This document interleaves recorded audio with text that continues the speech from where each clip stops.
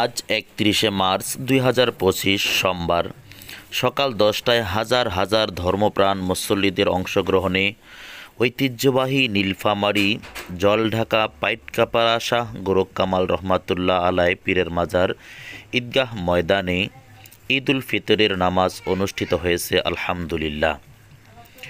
এখন আমরা শুনব ঈদগাহ ময়দানে উপস্থিত কমিটিবৃন্দ এবং খতিব সাহেবের মূল্যবান মতামত। আসসালামু আলাইকুম ওয়া রাহমাতুল্লাহ। পাইটকাপাড়া শাহ গোরখ কামাল রহমাতুল্লাহ আলাইহ পীরের মাজার জলঢাকা নীলফামারী। আমি এই ঈদগাহ ময়দানের খতিব হিসেবে দীর্ঘদিন যাবত এখানে দায়িত্ব পালন করে আসছি। এখানে প্রায় 10 থেকে 15,000 মানুষের সমাগম। স্বতঃস্ফূর্তভাবে বিগত বছরে নেই এবারেও ঈদের জামাত অনুষ্ঠিত হলো। আমরা এই ঈদের জামাত থেকে গোটা দেশের সকল মানুষকে ঈদের শুভেচ্ছা জ্ঞাপন করছি। ঈদ মোবারক। সকলে দোয়া রাখবেন ইনশাআল্লাহ। আজকে আমরা মহাপবিত্র ঈদ উল ফিতরের ঈদগাহ জামাত থেকে আল্লাহ তাআলার কাছে দোয়া করেছি বিশ্ব মানবতার মুক্তির জন্য, বাংলাদেশ যেন সুখী সমৃদ্ধশালী একটি দেশ হয় সেজন্য। যে আমরা চাই আমাদের এই সুজলা সুফলা আমাদের মাতৃভূমি প্রিয় এই বাংলাদেশ যেন কোরআন দ্বারা পরিচালিত হয়। এদেশের নেতৃত্বে যেন এদেশের দেশ বরেণ্য আলেম ওলামাগণ নেতৃত্ব দিতে পারেন। বিশেষ করে আজকে আমরা দোয়া করেছি ফিলিস্তিনি মুসলমানদের জন্য, সেখানে যারা শহীদ হয়েছেন তাদের জন্য। সেই শহীদদের রক্তের উছিলায় যেন ফিলিস্তিনি স্বাধীনতা লাভ করে সেজন্য।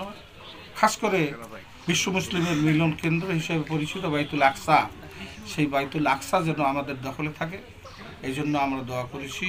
পরিশেষে গোটা বিশ্বের মুসলমানরা যেন নিরাপদে নিশ্চিন্তে বসবাস করতে পারে সেই তৌফিক আল্লাহ তাআলার কাছে আমরা কামনা করেছি।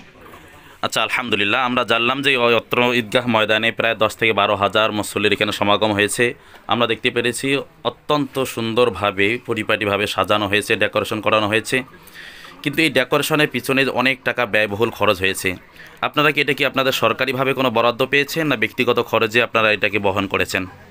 আসলে আমরা এখানে সরকারিভাবে কোনো বরাদ্দ পাই না, আমরা আমাদের ব্যক্তিগতভাবেই এই ব্যয়টা বহন করি। আমরা যারা এই এলাকার চাকরিজীবী আছি আমরা সবাই চাকরিজীবীদের সহযোগিতায় আমরা এটা ব্যয়ভার বহন করি। আপনার টিভি চ্যানেলের মাধ্যমে আমরা বর্তমান সরকারকে বলতে চাই, সামনে যে ধর্মীয় অনুষ্ঠানগুলো হবে সরকার যেন নিজস্ব তহবিল থেকে ধর্মীয় অনুষ্ঠানগুলোকে সৌন্দর্য বর্ধনের জন্য কিছু সাহায্য সহযোগিতার হাত বাড়িয়ে দেয়। ধন্যবাদ সমাবেশ হয় এবং খুব সুন্দরভাবে খুব সুশৃঙ্খলভাবে এখানে ঈদগাহ পরিচালিত হয়।